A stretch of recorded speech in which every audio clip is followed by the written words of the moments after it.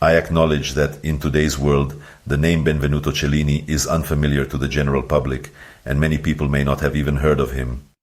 However, within the circles of intellectual and social elites, this name and figure holds significant importance. Cellini is perhaps the most elitist master of visual arts in our modern civilization. This is precisely why companies like Rolex, renowned for producing the most famous Swiss watches, repeatedly release a special series named after him, the Cellini series. Cellini is not a topic for tourists, it's a subject for a select group of people.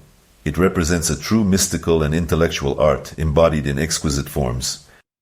Benvenuto's name is rarely mentioned in public spaces because our contemporary society is not ready to embrace the lifestyle and mindset of this remarkable historical figure. However, elite layers of society value and preserve his legacy for themselves. Around the year 1560, Benvenuto described his life in an autobiographical book titled The Life of Benvenuto Cellini, written by himself. The manuscript of this book was lost, but when it resurfaced in the 18th century, its publication literally blew people's minds. Then the book The Life of Benvenuto Cellini became a super bestseller, prompting publishers to seek a portrait of Benvenuto, which they couldn't find. The book is extensive, containing valuable information about people and the high Renaissance era in Italy. However, it cannot be taught in modern schools because by our contemporary standards it is entirely immoral. Cellini recounts numerous murders he committed out of professional jealousy or revenge, admits to episodes of gold theft, elaborate experiments in necromancy, threats, assaults on people, sexual violence, contempt for the law, and generally his disdain for social norms of behavior. In this light, Cellini emerges as a free and rebellious spirit, possessing talent, industriousness, and mystical abilities of superhuman scale. In short and direct terms, what you are witnessing is a portrait of Satan himself. Even during his lifetime, Cellini bore the nickname Diavolo, and he took pride in it. This is how he was called by the Roman popes, kings, dukes, and emperors. The King of France, Francis I, paid Cellini the same salary in gold as he previously paid to Leonardo da Vinci. Additionally, Francis granted Cellini nobility and a castle located in Paris, directly opposite the Louvre, on the opposite bank of the Seine River, where the Latin Quarter is today.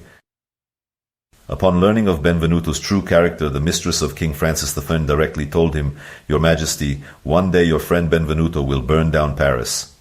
And her assessment, it must be admitted, was not far from reality.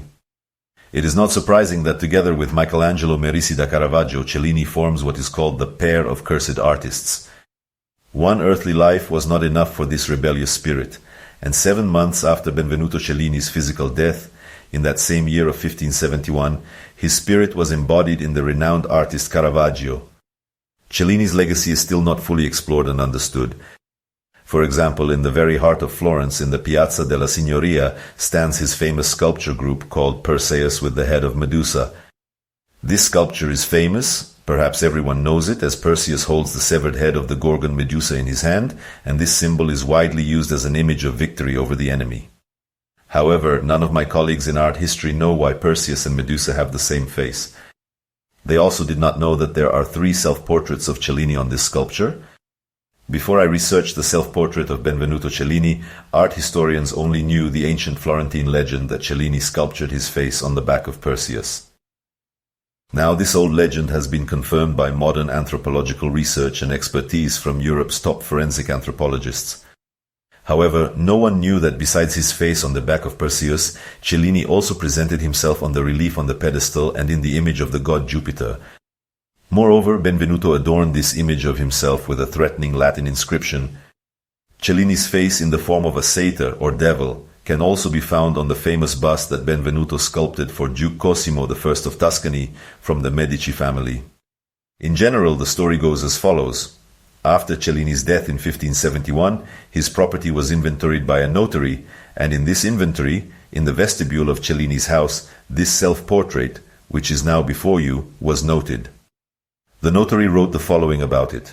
In the vestibule, that is at the entrance to the house in the most prominent place, there is a portrait of Messer Benvenuto in a walnut frame.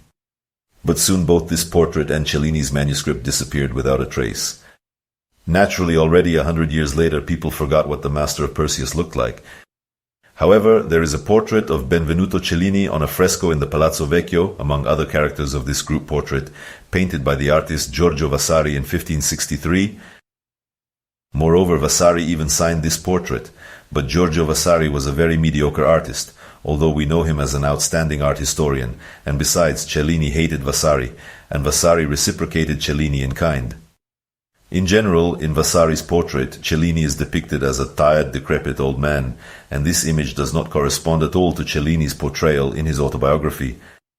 This portrait irritated art historians so much that in the 19th century, the French publisher Eugène Plon attempted to deny that Vasari had actually depicted Benvenuto Cellini in this portrait.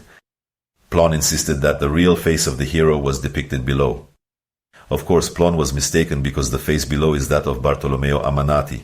Nevertheless, before Plon's mistake was corrected, he managed to confuse everyone. Therefore, in the past, it was almost impossible to find a match between Vasari's portrait and Cellini's face on the back of Perseus. Today, with anthropology as a science and method advancing significantly, anthropologists unequivocally confirm that the same person is depicted in Vasari's fresco and on the back of Perseus.